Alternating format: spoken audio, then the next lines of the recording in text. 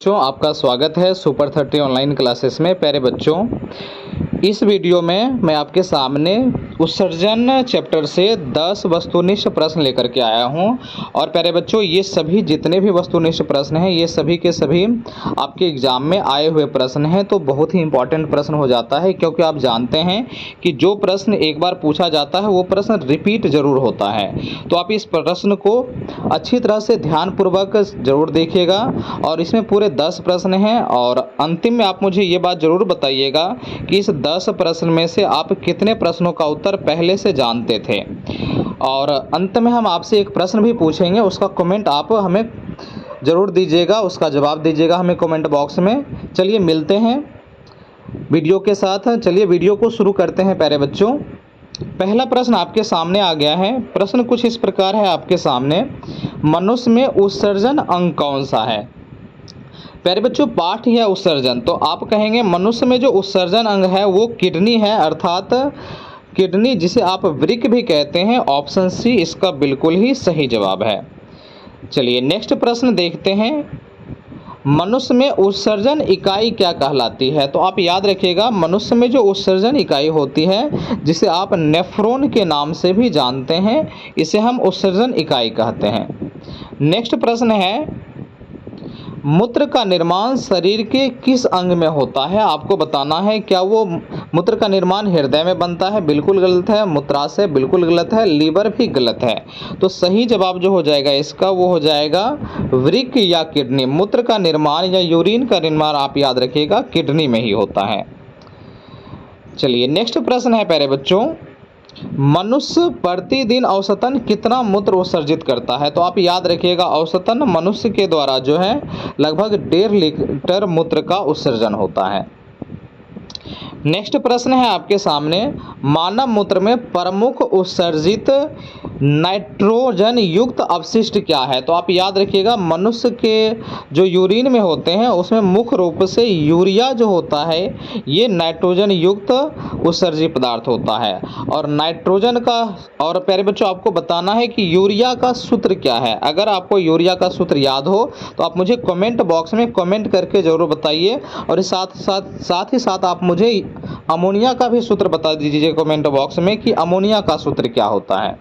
चलिए नेक्स्ट प्रश्न है प्यारे बच्चे आपके सामने, मानव मूत्राशय क्या कार्य करता है। मानव मूत्राशय का क्या कार्य होता है।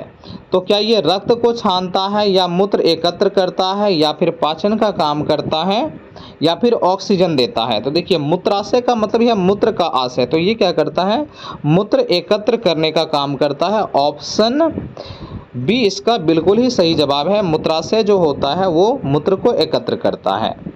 नेक्स्ट प्रश्न है आपके सामने, वृक्क में अर्थात किडनी में रक्त छानने की इकाई को क्या कहते हैं। देखिए, रक्त छानने का काम प्यारे बच्चे नेफ्रॉन ही करता है। तो ऑप्शन ए में ही लिखा हुआ है नेफ्रॉन जो रक्त को छानने का काम करता है। तो ऑप्शन ए बिल्कुल 100% इसका सही जवाब है।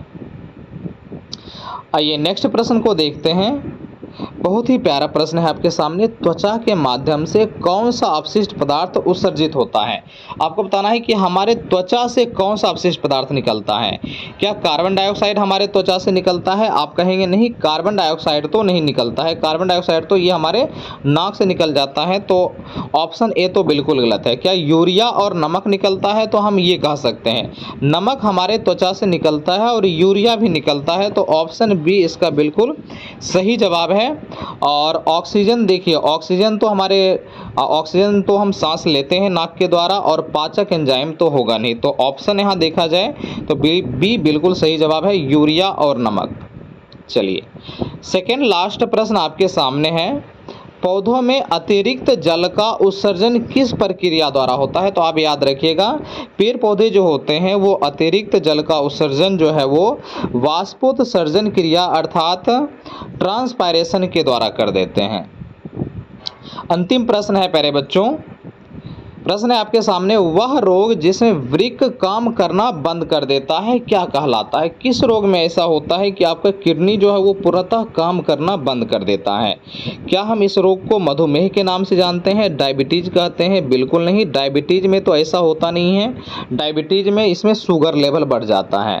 क्या हाई ब्लड प्रेशर के कारण होता है? तो हाई ब्लड प्रेशर भी नहीं होगा।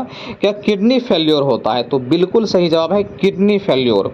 किडनी फेल्योर अर्थात जब आपका किडनी फेल हो जाता है तो इसमें जो है किडनी पूर्णतः काम करना बंद कर देता है। ऑप्शन सी बिल्कुल सही जवाब है। तो इस 10 में कितने प्रश्न का उत्तर आप सही दे पाए हैं? आप मुझे कमेंट करके ज़रूर बताएं कमेंट बॉक्स में कि इसमें से इस 10 प्रश्न में से कितने प्रश्नों का जवाब आपको आता था।